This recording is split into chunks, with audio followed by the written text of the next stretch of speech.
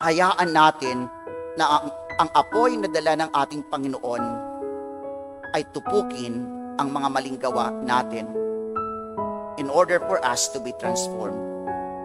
But unfortunately, ano yung problema dito? Transformation and conversion is a process that is not easy, hindi madali. Ang conversion po yung pagbabago ng loob, ng pagbabago ng puso. Hindi ho yan katulad ng painkiller. Ang ginagawa ng painkiller, minamask lamang yung sakit, yung pain. Pero hindi naman tinitreat yung totoong issue na meron tayo, yung totoong sakit. At ang proseso ng Panginoon Diyos na ginagawa sa atin upang tayo ay mabago at madalisay ay hindi isang katulad ng painkiller.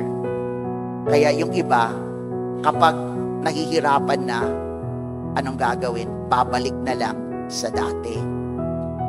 Pero ang tanong, naging malaya ka ba? Gumaling ka ba?